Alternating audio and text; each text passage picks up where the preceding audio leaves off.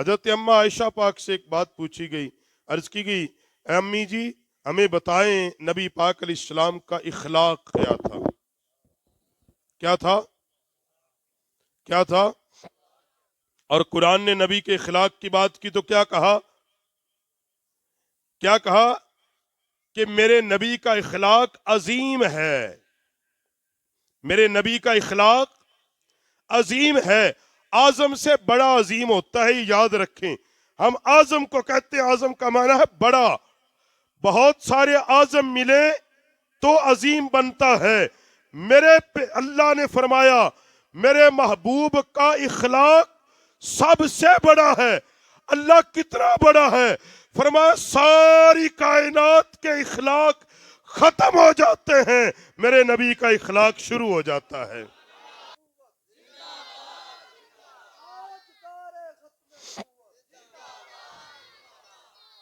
توجہ ہے، اللہ نے نبی علیہ السلام کے اخلاق کو کیا فرمایا؟ اللہ نے محبوب کی عطا کی بات آئی، فرمایا کوثر۔ نبی کے اخلاق کی بات آئی، فرمایا عظیم اخلاق عطا کر دیا ہے۔ اما عائشہ سے عرض کی گئی امی جی تم ہر وقت میرے محبوب کے ساتھ رہی، نبی کا اخلاق کیا ہے؟ حضرت اما عائشہ نے کہا کیا تم نے اللہ کا قرآن نہیں پڑھا؟ کہا پڑھا ہے۔ کہا سارا قرآن میرے نبی کا اخلاق ہے، سارا قرآن میرے نبی کا اخلاق ہے۔ اور اللہ نے قرآن کے لیے کہا، فرمایا کتاب مبین۔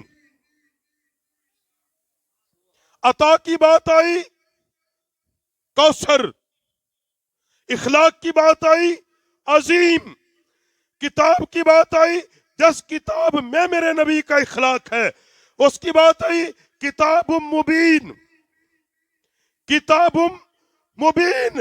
اور نبی کے نور کی بات آئی، فرمایا نور مبین۔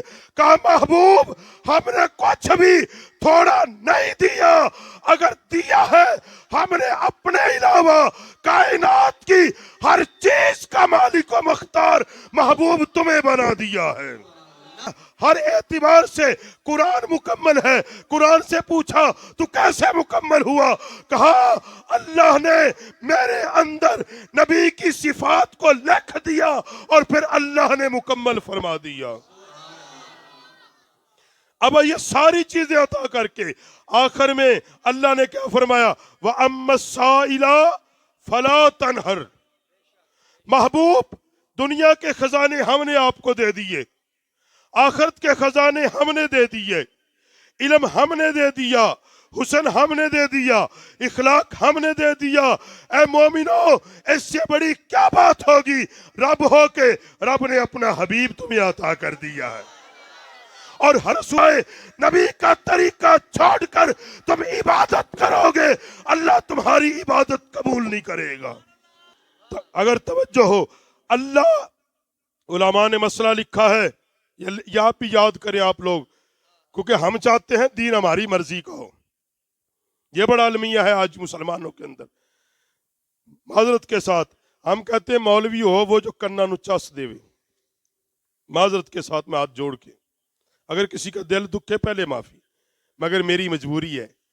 آپ جو لوگ جمعہ پڑھتے ہیں مجھے جانتے ہیں کہ میری مجبوری ہے۔ میں نے ایک جملہ کہا تھا، اگر ممبر رسول پہ بیٹھے ہو تو ممبر کا حق ادا کرو، ورنہ اس کو چھوڑ دو۔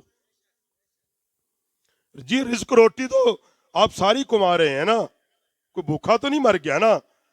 اگر تم دین کا صدقہ کھاتے ہو پھر دین کو اس کے ساتھ بیان کرو جیسا وہ چاہتا ہے۔ ہم مولوی چاہتے ہیں جو کانوں کو سواد دے۔ ایک بہت بڑے علامہ صاحب ہیں، ان سے کسی حضرت نے کہا کہ حضرت آپ 80,000 روپیہ تقریر کیا لیتے ہیں، کچھ لحاظ کریں۔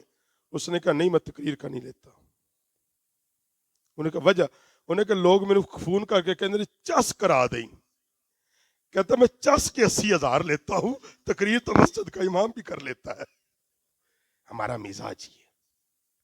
اور ہم دین بھی وہ پسند کرتے ہیں، مولوی کا وہ مسئلہ جو ہماری طبیعت کے موافق ہو، جو ہماری طبیعت جس کو ہم ہاں نہیں یہ دین ہے، اور جو طبیعت نہ مانے ہم کہتے ہیں نہیں یہ دینے میں تو نہیں نہے گا، دین ڈا سخت تو نہیں نہے گا۔ یاد رکھو دین کو اپنی طبیعتوں کے مطابق مت بناؤ، اپنی طبیعتوں کو مصطفیٰ کے دین کے تابع کرو۔ گل ہے آئی سمجھ؟ ایک کڑی گل ہوئی جو گل پسند آئی دین ہے نہیں آئی کیوں؟ اپنے وجود کو نبی کے دین کے تابع کرو نا، اپنے آپ کو دین رسول کے تابع کرو۔ اب مسئلہ شریعت کا کیا ہے جو میں بیان کرنے لگا تھا، کوئی بھی آپ نیکی کریں، کوئی بھی ایک چھوٹی سی نیکی سے لے کر اللہ کی فرض کی ہوئی عبادت تک کوئی بھی نیکی کریں، اگر وہ نیکی رسول اللہ صلی اللہ علیہ وسلم کے بتائے ہوئے طریقے کے مطابق ہوگی تو وہ نیکی ہوگی۔ تو وہ مثال نماز ہے، ہم ویسے نماز پڑھیں گے جیسے مصطفیٰ نے حکم دیا، جس طرح مصطفیٰ نے ادا کی، رکوع ویسے کریں گے جیسے محبوب نے۔ قرآن نے تو مطلقاً کہا نا اقیم الصلاۃ، نماز قائم کرو، ورکعوا مع الراکعین، رکوع کرو۔ اب رکوع کیسے کرنا ہے؟ اپنی مرضی کا نہیں، اپنی مرضی کا نہیں، مولا کیسے کریں؟ فرمایا جس طرح میرے مصطفیٰ نے رکوع کیا، نماز میں ویسے رکوع کرو گے میں اللہ تمہارا رکوع قبول کر لوں گا۔ سجدہ ویسے کرو جیسے میرے مصطفیٰ نے کیا۔ مطلب کیا ہے؟ سارے کا سارا اللہ کا دین نبی کے طریقے کا محتاج ہے۔ نبی کا طریقہ چھوڑ کے اگر تم اپنی مرضی کا دین یا نیکی کرو گے، اللہ تو تمہاری عبادت بھی مصطفیٰ کے طریقے کے سوا قبول نہیں کرتا۔ لوگو، اللہ تمہارے ایمان کو کیسے قبول کرے گا؟ تم نبی کا در چھوڑ کے جاؤ گے۔ اللہ اگر تمہارا ایمان قبول کرے گا، وہ ایمان قبول کرے گا جس کے اندر ادب مصطفیٰ ہوگا، عشق مصطفیٰ ہوگا، محبت مصطفیٰ ہوگا۔ آخری 5 باتیں ہیں، لکھ لو اپنے دل کی تختی پہ۔ میرے کریم نبی صلی اللہ علیہ وسلم نے فرمایا، امام الانبیاء نے فرمایا، اللہ نے مجھے 6 باتوں سے فضیلت دی۔ کتنی باتوں سے؟ پہلی بات، اللہ نے مجھے ختم نبوت کا تاج عطا کر دیا۔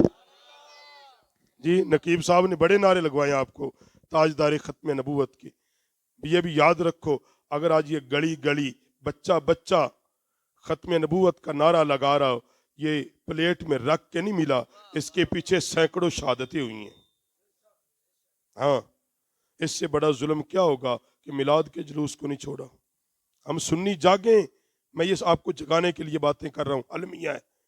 کسی کے جلوس پہ اس طرح بندے مارے گئے، اور نبی کے میلاد کے جلوس پہ بندے مار دیے گئے، اور لوگ پھر اس پہ یہ لانتی میڈیا اور ہمارے بڑے من پسند لوگ وہ یہ سمجھتے ہیں کہ نہیں یہ تو سیاسی کھیل تھا۔ سیاسی نہیں تھا۔ اہل سنت کے لوگوں جاگو، نہیں جاگو گے مٹ جاؤ گے، ختم ہو جاؤ گے۔ جاگو، نہیں جاگو گے تم اپنی مسجد میں جا کے نماز نہیں اپنی پڑھ سکو گے۔ یہ بات یاد رکھو، تم شرع عام میلاد نہیں کر سکو گے، تم بازار میں یا رسول اللہ کا نعرہ نہیں لگا سکو گے۔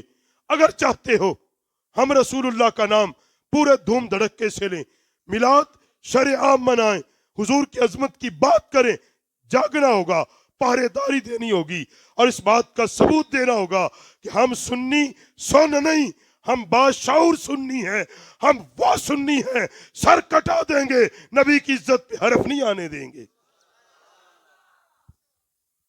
ہم وہ نہیں ہیں کہ لنگر کھانے کے لیے سنی ہے، جان دینے کے لیے کوئی اور دے۔ یا آخر ہم پہ ظلم کیوں ہے؟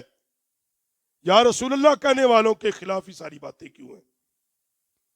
سوچو، یاد رکھو، میں یہ سیاسی گفتگو نہیں کر رہا، یہ میرے عقیدے اور نظریے کی ضرورت ہے۔ ضرورت ہے، ہماری ضرورت ہے، میرے عقیدے کی ضرورت ہے، میرے ایمان کی ضرورت ہے۔